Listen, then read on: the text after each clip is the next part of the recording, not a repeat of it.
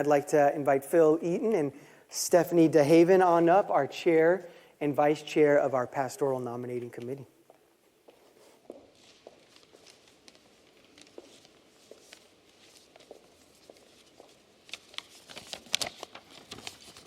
Well, good morning, church.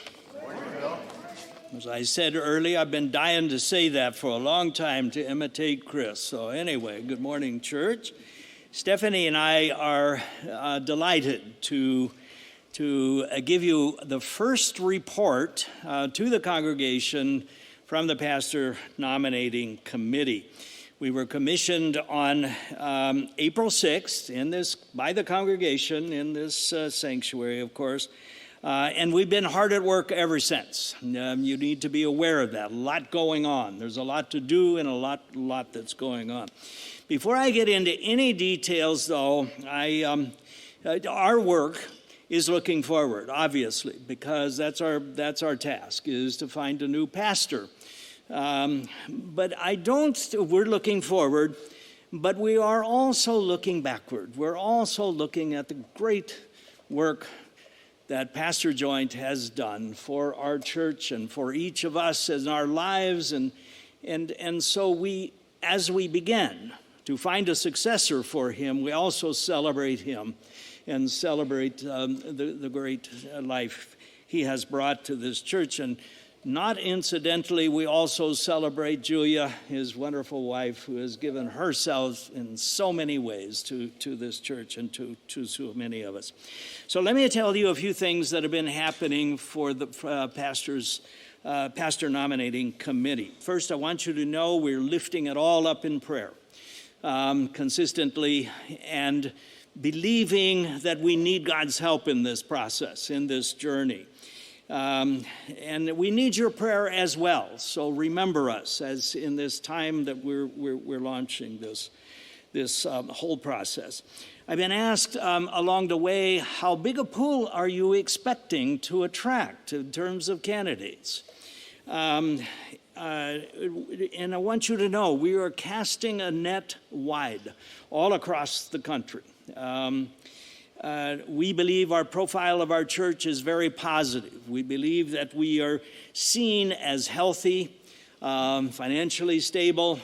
We're healthy in spiritually. We're healthy as an exuberant community that we come together as a church.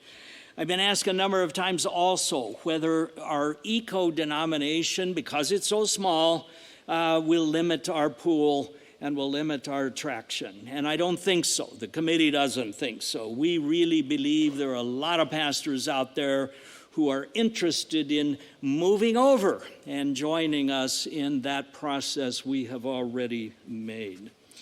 So what kind of candidate are we looking for? I imagine you're all asking that question as you think about it for the future. Let me tell you a few things that we've been thinking about. We're looking, first of all, for spiritual depth and maturity.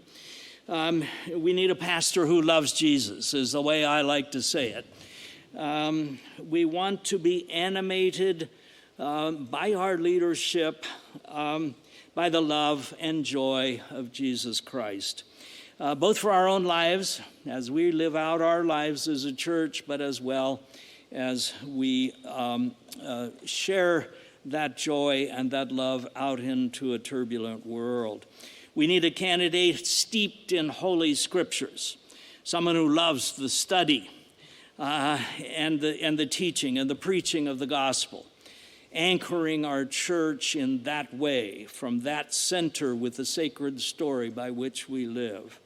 We need a candidate who will focus on worship, someone who knows and revels in the music and liturgy of worship, someone who really understands, by the way, the different traditions, say, of music, for example, that can sometimes separate generations.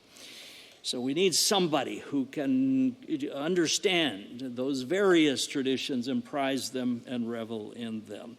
We need a candidate who will lead with fresh vision for our church, someone who can craft vision, and someone who demonstrates that also the ability to execute vision for this church that we love so much. So that's a short summary. Now, we're confined by time here, not to take too long, but that's what we want you to know. We've been doing, been thinking about, and we welcome any comments as you have them along the way. Hi, happy Father's Day to all the dads out there. So Phil gave a great overview. I'm going to talk more about the process and the logistics. So our PNC team has met at least 5 times, including being onboarded to the eco transition process. There's a whole process to this. We have also been advised from more than one source to not go it alone, that we should seriously look into hiring a faith-based executive search firm. So we reached out to 8 different firms, heard back from 6, got proposals from 5, reduced it to top 2 candidates, which the PNC all interviewed, and we're excited to say that we did hire Slingshot Group to be our executive search firm. Our consultant, his name is Chris Lawson. He's actually a Presbyterian pastor in North Carolina, I believe, and he will be coming here the last weekend of June. So we had to also then meet with Session to get a funding source, not only to pay for our executive search firm, but also to pay for travel for final candidates and their families to come and visit VPC when we get to that point. So the next immediate steps are 2 things. Number 1, Chris will be here right after Vacation Bible School to meet with Session. So just a time with Session and Chris where questions can be asked, answers can be heard, let them share what's on their hearts. Then we're going to go into a 2-day workshop on Friday evening and Saturday to lay out next steps with selected members of staff, elders, the president of the trustees, as well as the PNC group. And so through that 2-day session working with Chris, we're really going to lay out what does the church body need.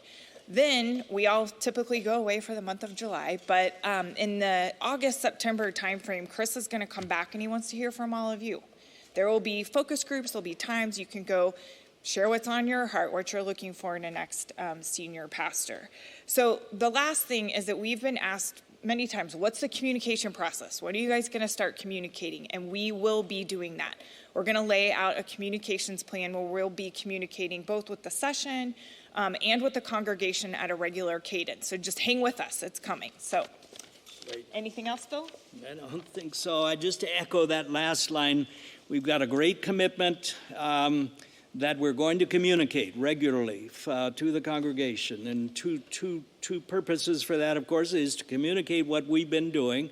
We will have some confidentiality things that'll close in on us, not to mention names at a certain stage, all of that.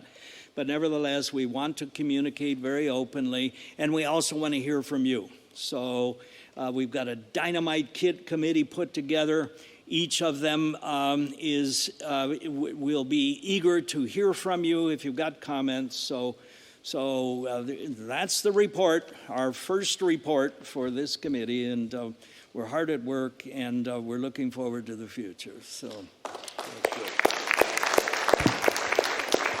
Thank you, Phil. Thank you, Stephanie, and to the team for all of your hard work, church. It's good to